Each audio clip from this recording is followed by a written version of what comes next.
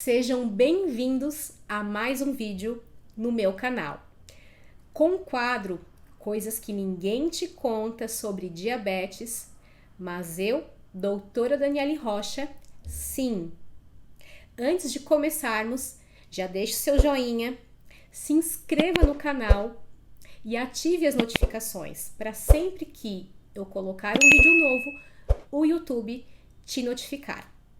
Vamos lá, começaremos com a seguinte pergunta. Estou com uma paciente, prestem bem atenção, com uma paciente que de janeiro a março, agora, seus exames sanguíneos evoluíram para pré-diabetes. Porém, a paciente relatou que nesse período já vinha fazendo alterações alimentares e investindo em atividade física. Ela acha estranho, a paciente, por não ter sobrepeso e nunca foi de exageros em relação a açúcares. Creio que eu poderia avaliar o cortisol dela. Gostaria de saber como avaliar o nível de estresse e como modular, caso essa desconfiança seja confirmada. Bem, nós precisamos levar em consideração os elementos que são fortes instigadores do pré-diabetes, pessoal. E eu vou abordar aqui alguns deles. Nessa situação, será que essa paciente apresenta somente pré-diabetes, que é um estado de intolerância à glicose? Vou repetir, o pré-diabetes é um estado de intolerância à glicose. Ou será que essa paciente também apresenta resistência à insulina associada? Portanto, nessa situação aqui, o ideal também é solicitar a insulina de jejum, a glicemia de jejum e calcular o HOMA-IR, que é o indicador de resistência à insulina hepática. Lembrando que, isso aqui é uma ótima observação, muitos pacientes apresentam hemoglobina glicada, indicando pré-diabetes, porém não apresentam HOMA-IR alterado, não apresentam resistência à insulina. E o HOMA-IR alterado, a resistência à insulina também é um estado de pré-diabetes, mas o paciente pode ter um ou outro alterado, ou os dois também. Avaliar aqui nessa situação e prescrever nutrientes envolvidos na captação da glicose, que envolve o que? A translocação do GLUT4 até a membrana celular para que a glicose seja absorvida.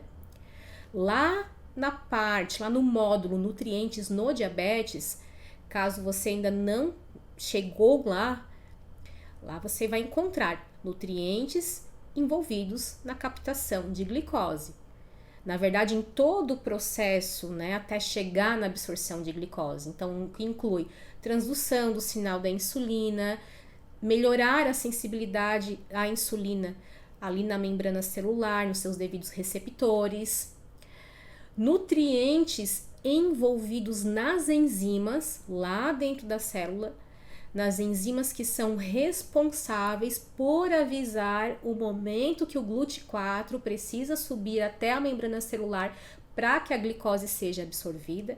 Essas enzimas são dependentes de nutrientes e se o paciente estiver muito inflamado, vai atrapalhar o trabalho dessas enzimas, tá? Porque às vezes vocês estão trabalhando lá com nutrientes para melhorar a sensibilidade da insulina na célula, ali nos seus receptores, e o problema está lá dentro da célula, lá nas enzimas.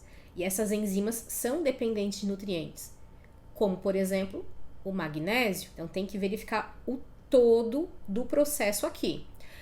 Avaliar nutrientes, prestem bem atenção, avaliar nutrientes envolvidos na produção da insulina também, aqui no estado de pré-diabetes, como, por exemplo, o zinco. Temos outros nutrientes também, mas vou falar aqui do zinco. Como assim, Daniele, o zinco? As células beta das ilhotas pancreáticas, pessoal, que são responsáveis pela produção e pela secreção de insulina, contêm concentrações consideráveis de zinco. O zinco, ele é um nutriente que é armazenado.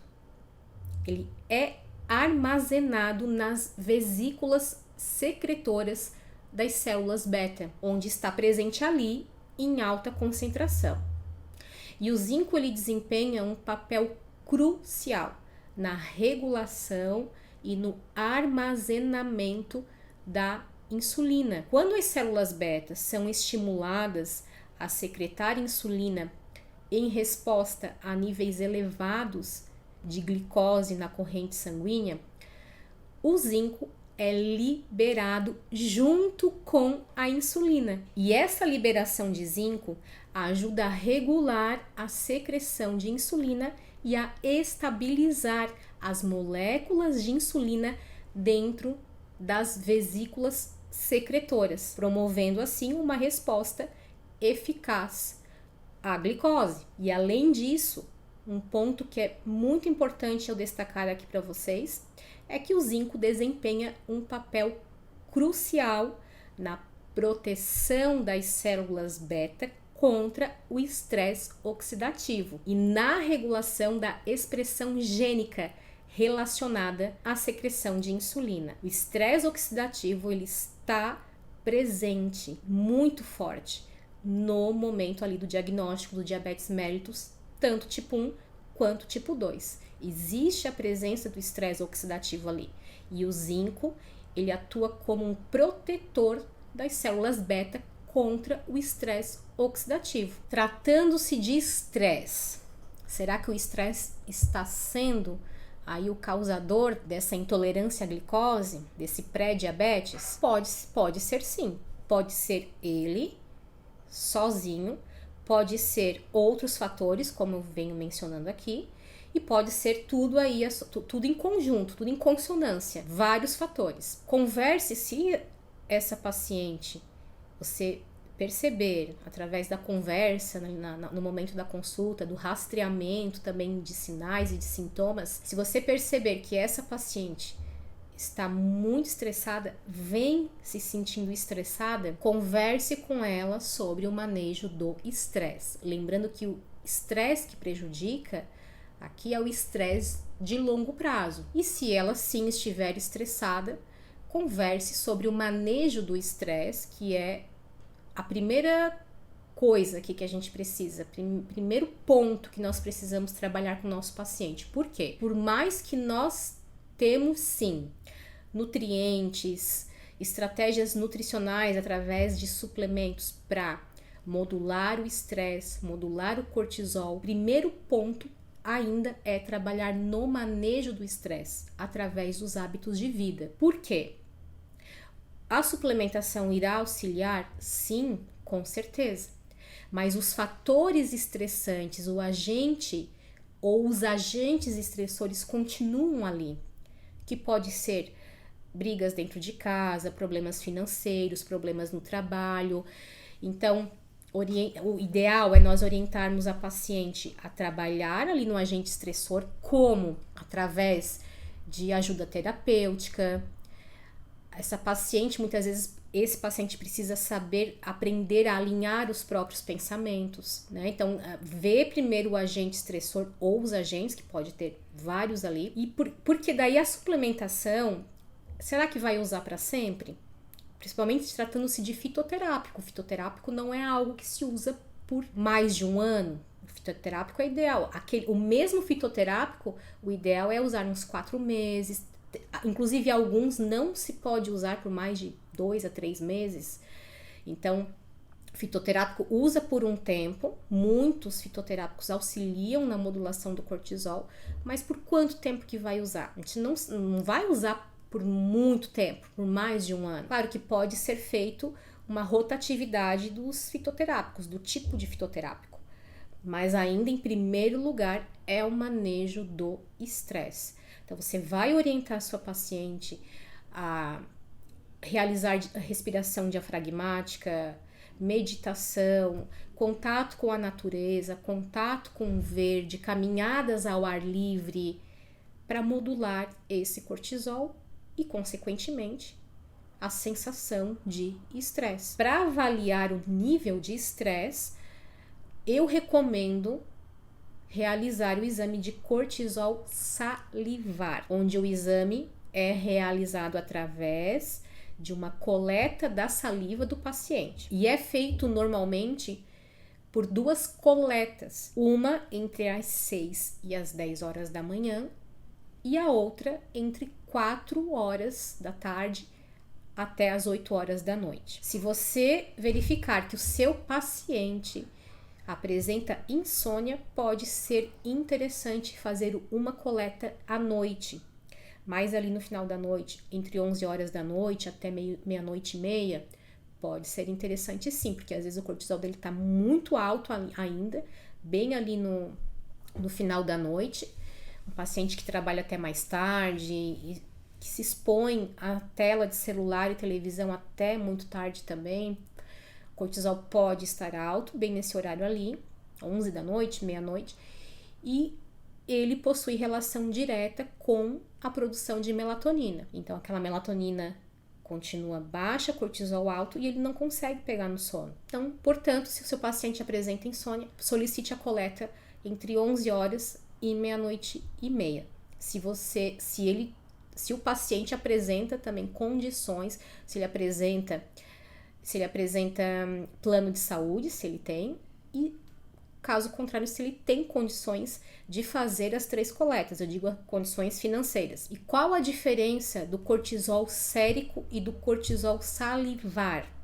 Qual é a diferença, pessoal? Vocês sabem? Isso eu ensino, vocês têm acesso lá no curso de formação. O sérico, ele fornece uma visão dos níveis de cortisol no momento da coleta.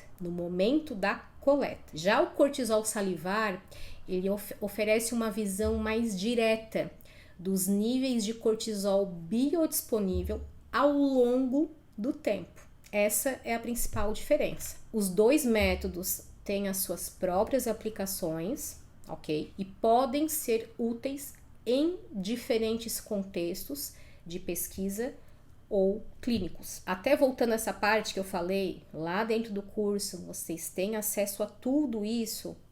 Pessoal, o curso, quando ele foi elaborado, quando ele foi montado, ele tem uma sistemática onde cada módulo deve ser seguido um do outro.